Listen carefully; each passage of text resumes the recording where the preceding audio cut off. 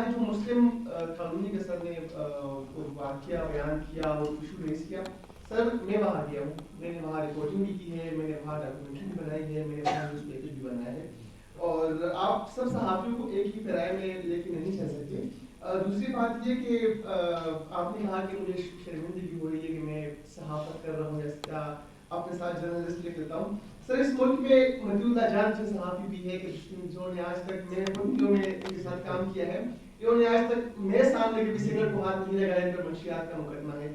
تو مجھے یہاں پر بتا دیا جائے کہ کتنے لوگ ہیں جو ان کے ساتھ اس وقت عدالت میں کھڑے رہے جب ان پر مقدمہ درج ہوا، جب وہاں پر پیش ہوئے۔ اسد طور صاحب جب عدالت میں پیش ہوئے تو کتنے پولیٹیشین تھے، کتنے سیاستدان تھے، کتنے انٹلیکچوئل تھے، کتنے بیوروکریسی کے لوگ جو ان کے ساتھ کھڑے ہوئے۔ حمید سنگھ ہمارے بھائی ہیں، ان کو افیئر کیا گیا، مجھے بتایا جائے کہ ان پر اسلام آباد میں رپورٹنگ کی تھی، مقدمہ پشاور میں درج ہوا، کون ان کے ساتھ وہاں پر گئے۔ میں پی ٹی آئی بھی رپورٹر ہوں، میں پی ٹی آئی کو پولیٹیکل پارٹیز کو میں کور کر رہا ہوں، تو مجھے بتایا جائے کہ میں رپورٹنگ نہ کروں تو کیا میں آلو بیچوں، کیا میں ٹماٹر بیچوں؟ اس وقت ہمارے لیے کس نے آواز نہیں بلند کی؟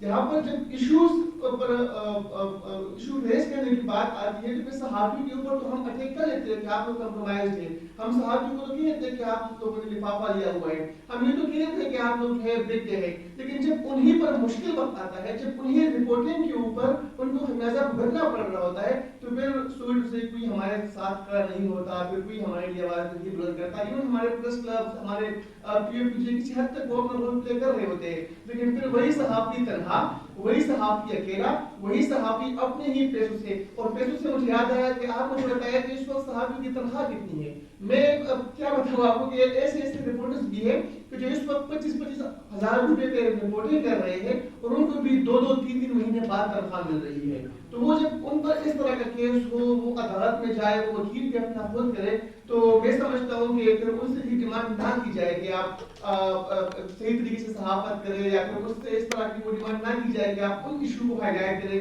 جن کو کوئی ہائی لائٹ نہیں کرتا۔ جب ان کے فیملی ممبرس کو، جب ان کے بچوں کو، ان کے والدہ کو، ان کی بیوی کو جب ہراساں کیا جا رہا ہوتا ہے، تو اس وقت جب پولیٹیشین، اس وقت جب پریس کلب، اس وقت جب پی پی جے، اس وقت جب یونینز ان کے کندھے سے کندھا ملا کر کھڑے نہیں ہوتے، تو پھر ان سے یہ ڈیمانڈ بھی نہیں کرنا چاہیے۔ ان کی آیتیں جو ہیں وہ سینسر ہوتی تھی کہ ایڈیٹوریل کے اوپر وہ آیت ٹرانسلیٹ کی جاتی تھی جو لوگوں کی فلاح کے لیے ہوتی تھی۔ سارے لوگ تھے اور لوگوں نے، صحافیوں نے قلعے کی صورتیں برداشت بنا لاہور کے اندر۔ یہ جدوجہد کے دوران تنظیموں میں توڑ پھوڑ ہوئی۔ تیسری، بعد میں جو تنظیموں میں 2 پوائنٹس پہ سٹینڈ کرتی تھی، اس کا جو فنڈامنٹل ڈیکلیریشن ہے 1950 کا، وہ یہ ہے کہ ہم فریڈم آف ایکسپریشن اور کے لیے جو ہے وہ ہم سٹرگل کریں گے۔ ان 2 پوائنٹس کے اوپر اب بعد میں جب کم بنائے تو ہمارے اندر بھی ایک ڈیبیٹ شروع ہوئی کہ فریڈم آف پریس ہمارا مسئلہ نہیں، فریڈم آف ایکسپریشن ہمارا مسئلہ ہے، ورکرز کے ساتھ کھڑا ہونا چاہیے۔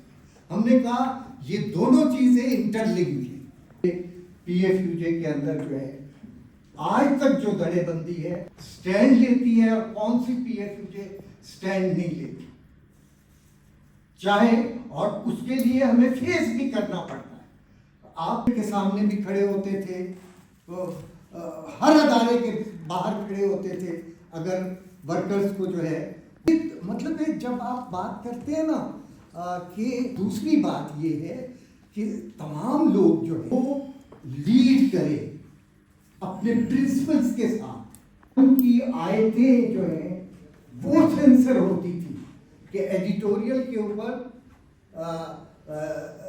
وہ آیت ٹرانسلیٹ کی جاتی تھی جو لوگوں کی فلاح کے لیے ہوتی تھی۔ سارے لوگ تھے اور لوگوں نے، صحافیوں نے قلعے کی صورتیں برداشت بنا لاہور کے اندر۔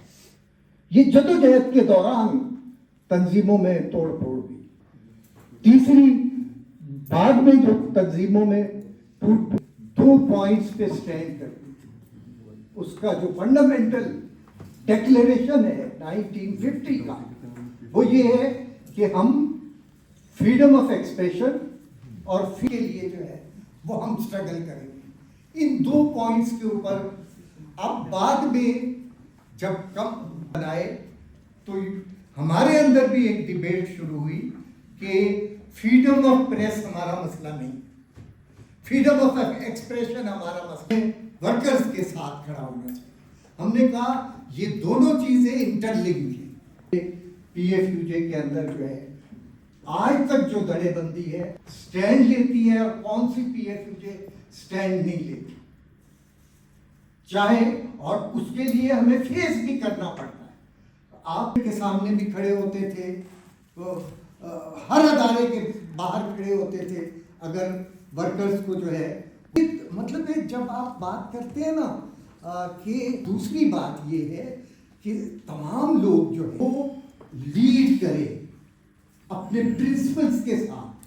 जो मुस्लिम कानूनी के सर ने वाकया बयान किया और इशू रेस किया, सर मैं वहाँ गया हूँ, मैंने वहाँ रिपोर्टिंग भी की है, मैंने वहाँ डॉक्यूमेंट्री भी बनाई है, मैंने वहाँ न्यूज़ पेपर भी बनाया है, और आप सब सहाफ़ियों को एक ही किराए में लेके नहीं चल सकते। दूसरी बात ये कि आपने कहा कि मुझे शर्मिंदगी हो रही है कि मैं सहाफ़त कर रहा हूँ या अपने साथ जर्नलिस्ट लिख लेता हूँ। सर इस मुल्क में मौजूदा जान से सहाफ़ी भी है कि जिन्होंने आज तक मैंने मुल्कों में इनके साथ काम किया है, इन्होंने आज तक मेरे सामने कभी सिगरेट को हाथ नहीं लगाया, इन पर मंशियात का मुकदमा है।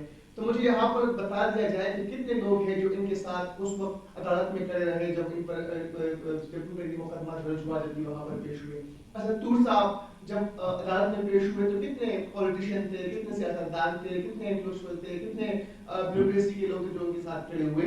हरमीत सिंह हमारे भाई हैं, उनको अफेयर किया गया। मुझे बताया जाए कि उन पर इस्लामाबाद में रिपोर्टिंग की थी, मुकदमा पेशावर में दर्ज हुआ, कौन उनके साथ कहाँ पर गए। मैं पीटीआई न्यूज़ रिपोर्टर हूँ, मैं पीटीआई को पॉलिटिकल पार्टीज को मैं कवर कर रहा हूँ, तो मुझे बताया जाए कि मैं रिपोर्टिंग ना करूँ तो क्या मैं आलू बेचूँ, क्या मैं टमाटर बेचूँ। उस वक्त हमारे लिए किसने आवाज़ नहीं बुलंद की।